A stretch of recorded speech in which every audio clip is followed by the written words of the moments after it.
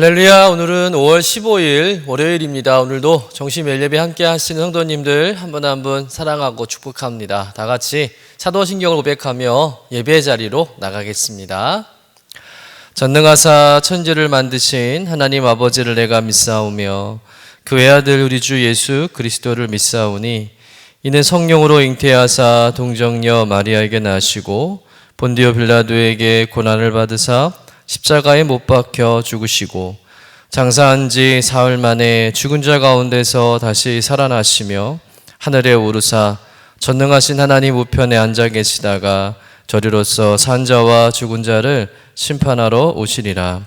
성령을 믿사오며 거룩한 공예와 성도가 서로 교통하는 것과 죄를 사하여 주시는 것과 몸이 다시 사는 것과 영원히 사는 것을 믿사옵나이다. 아멘. 다 같이 찬송가 450장 내 평생 소원 이것뿐 우리 함께 찬송하겠습니다.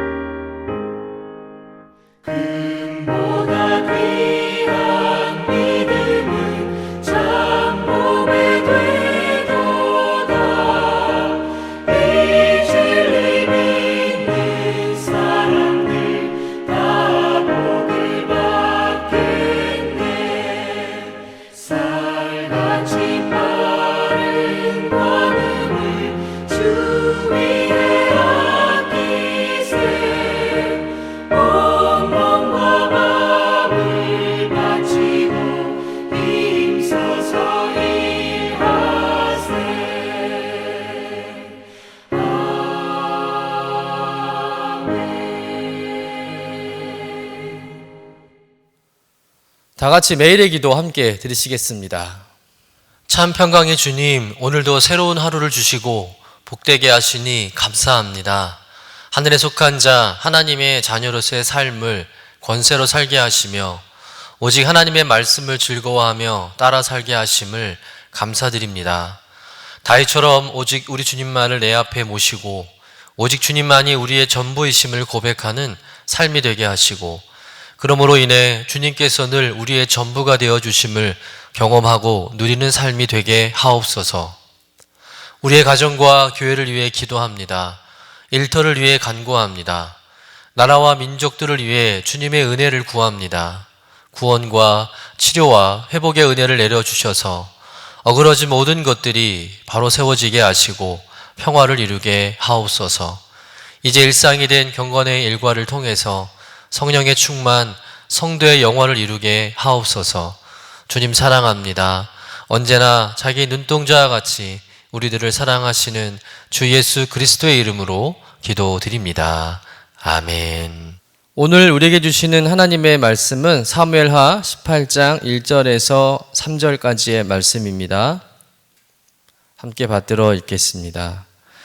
이에 다윗이 그와 함께한 백성을 찾아가서 천부장과 백부장을 그들 위에 세우고 다윗이 그의 백성을 내보낼세 3분의 1은 요압의 휘하에 3분의 1은 수르의 아들 요압의 동생 아비새의 휘하에 넘기고 3분의 1은 가드 사람 이때의 휘하에 넘기고 왕이 백성에게 이르되 나도 반드시 너희와 함께 나가리라 하니 백성들이 이르되 왕은 나가지 마소서. 우리가 도망할지라도 그들은 우리에게 마음을 쓰지 아니할 터이요 우리가 절반이나 죽을지라도 우리에게 마음을 쓰지 아니할 터이라. 왕은 우리 만명보다 중하시오니 왕은 성읍에 계시다가 우리를 도우심이 좋으니이다 하니라. 이는 하나님의 말씀입니다. 아멘. 지금까지의 압살롬의 반란은 성공적인 것처럼 보였습니다. 많은 이스라엘 백성들의 지지를 얻어냈고 또 예루살렘 성도 쉽게 장악을 했습니다. 반면 왕이었던 다윗은 처량할 정도로 쫓겨갔습니다. 그런데 하나님은 그런 상황 속에서도 다윗을 버리지 않으셨습니다. 하나님은 다윗을 돕는 여러 사람들을 붙여주시고 또 도와주심으로 다윗은 쫓겨가는 상황에서도 다시금 안정을 되찾게 되었고 전열을 가다듬게 되었습니다. 그리고 이제 압살롬의 군대와 또 본격적인 싸움을 준비하며 직접 진두지휘를 하게 됩니다. 오늘 본문 2절의 말씀 같이 읽어보도록 하겠습니다. 다윗이 그의 백성을 내보낼새 3분의 1은 요압의 휘하에 3분의 1은 수르야의 아들 요압의 동생 아비사의 휘하에 넘기고 3분의 1은 가드 사람 이떼의 휘하에 넘기고 왕이 백성에 이르되 나도 반드시 너희와 함께 나가리라 하니. 자, 이 말씀에서 우리는 다윗의 리더십을 배우게 됩니다. 2절 끝부분에 보면 나도 반드시 너희와 함께 나가리라. 이 말 속에서 왜 다윗의 부하들이 다윗을 그토록 따르고 신뢰하고 또 다윗을 위해 이렇게 목숨을 걸고 싸우는지를 우리가 이해할 수 있다는 것이죠. 다윗은 자신의 부하들만 전쟁터에 내보내려고 하지 않는다는 거예요. 그 전쟁에 자신도 직접 참여하겠다는 겁니다. 백성들과 전우들과 함께 하겠다는 것이죠.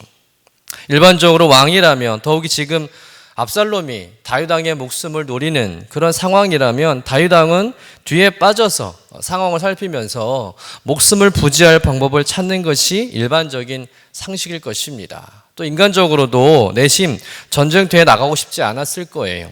왜냐하면 죽을 수도 있으니까.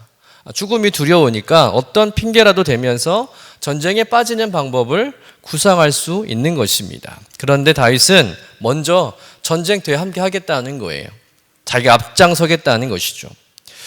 여러분, 다윗은 백성들과 함께하는 지도자였습니다. 여러분, 진정한 지도자는 백성들과 생사고락을 같이 하는 지도자죠. 백성들에게는 목숨을 걸고 싸우라고 말하면서 자신은 안전한 곳에 피해 있다면 백성들은 존경하지 않을 것입니다. 또 백성들도 잘 따르지 않을 것입니다. 하지만 다윗은 백성들이 잘 싸울 수 있도록 모든 것을 갖추고 조직한 다음에 자신도 직접 전투에 참가해서 함께 싸우겠다는 강한 의지와 결단을 밝히고 있다는 것이죠. 이런 다윗의 지도력과 헌신은 백성들의 사기를 높이고 또 그들을 똘똘 뭉치게 하는 힘이 되었습니다. 여러분, 싸움터에 나가면 죽을 수도 있습니다. 죽음이 비켜가는 경우는 없습니다. 무엇보다 목숨을 걸고 싸웠다고 해서 미래의 삶이 보장되는 것도 아니죠. 그래도 불구하고 다윗을 따르는 백성들은 한마음 한뜻을 품고 다윗을 위해서 전쟁터에 나간다는 겁니다. 아무런 대가도 조건도 구하지 않고 오직 존경하고 사랑하는 다윗을 위해 전쟁터에 나갔다는 거예요. 그만큼 다윗을 신뢰한다는 증거겠죠. 그만큼 다윗이 인정받고 있다는 증거인 줄로 믿습니다. 왜 다윗이 훌륭한 지도자인지를 이를 통해서 우리가 알 수 있는 것이죠. 여러분, 지도자가 훌륭하다고 말할 수 있는 요건은 뭐냐면 지도자가 재능이 있고 능력이 있어서 훌륭한 것이 아니죠. 그를 따르는 사람들이 진정한 존경과 사랑으로 믿어주고 따라줄 때 그 지도자를 훌륭한 지도자라고 말할 수 있는 것입니다. 여러분, 백성들과 함께 고난과 죽음의 자리에 함께 나서는 다윗을 보면서 백성들이 얼마나 용기와 힘을 얻었겠습니까?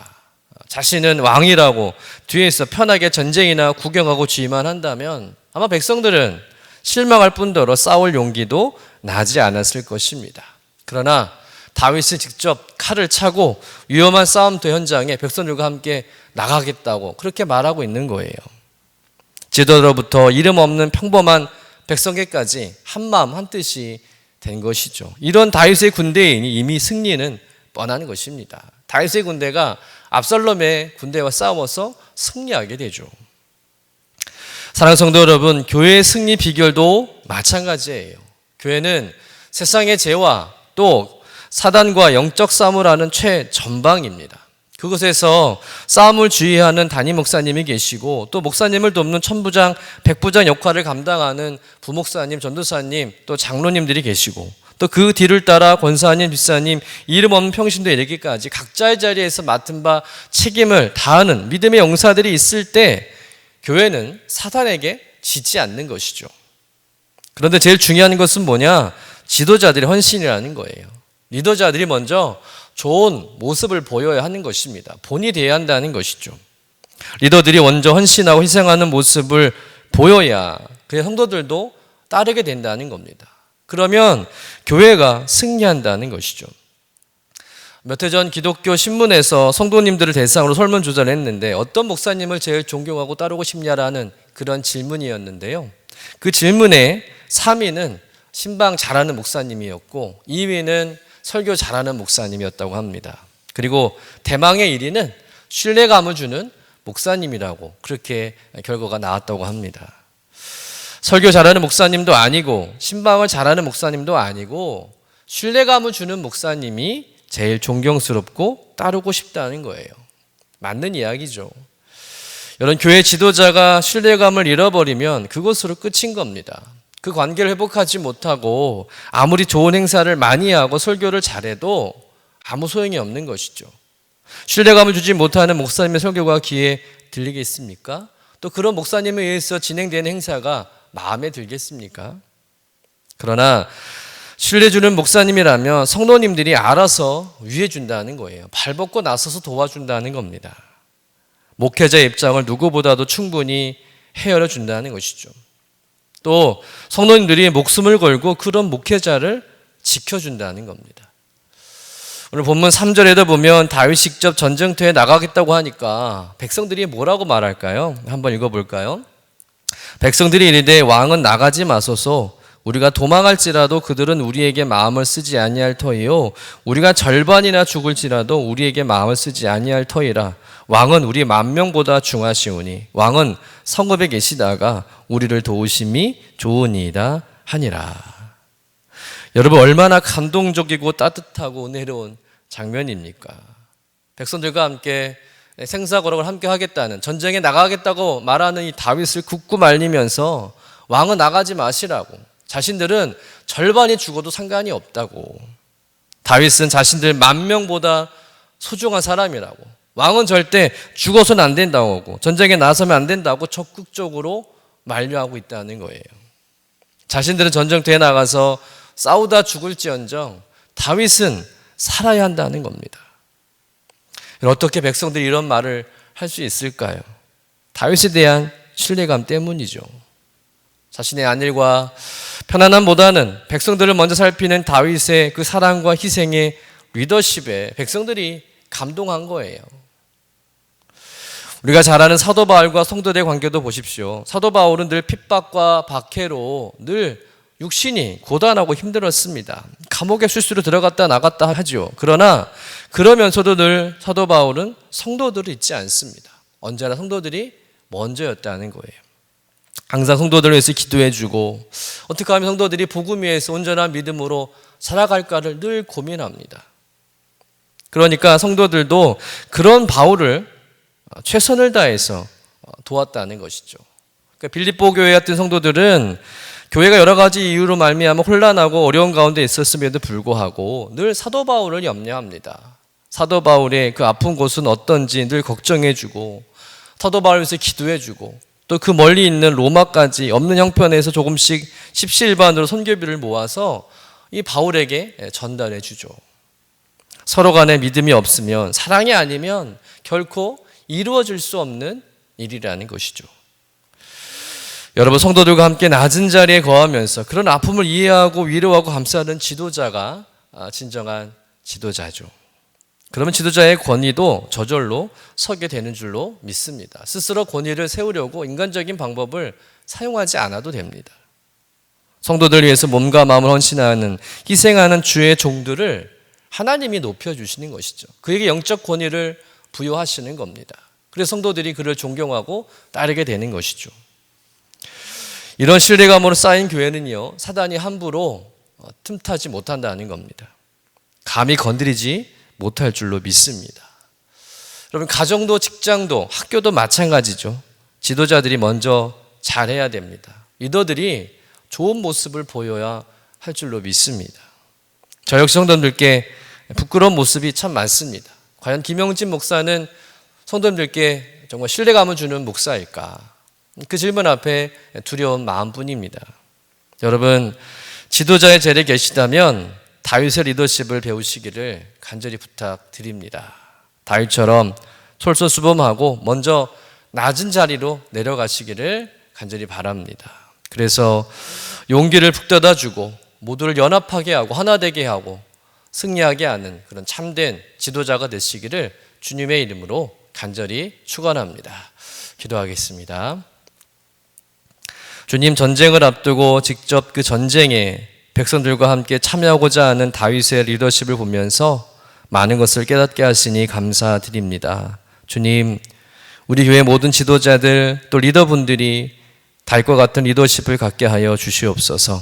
힘들고 어려운 일은 슬그머니 뒤로 빠지고 영광받는 자리는 앞서 나서는 지도자가 아니라 늘 열정을 가지고 가장 낮은 곳에서부터 성도들과 교회를 섬기는 지도자들이 되게 하여 주옵소서. 섬김 받으려고 하지 않게 하시고 섬김을 실천하는 존경받는 리더들이 되게 하여 주옵소서. 그래서 지도자들의 신뢰감이 쌓여지고 서로 믿고 존중함으로 성령 안에서 하나 되게 하시고 영적 싸움에 승리하는 귀한 제단 되게 하여 주옵소서. 감사드리며 거룩하신 예수님의 이름으로 기도드립니다. 아멘. 하늘에 계신 우리 아버지여, 이름이 거룩히 여김을 받으시오며 나라가 임하시오며 뜻이 하늘에서 이루어진 것 같이 땅에서도 이루어지이다.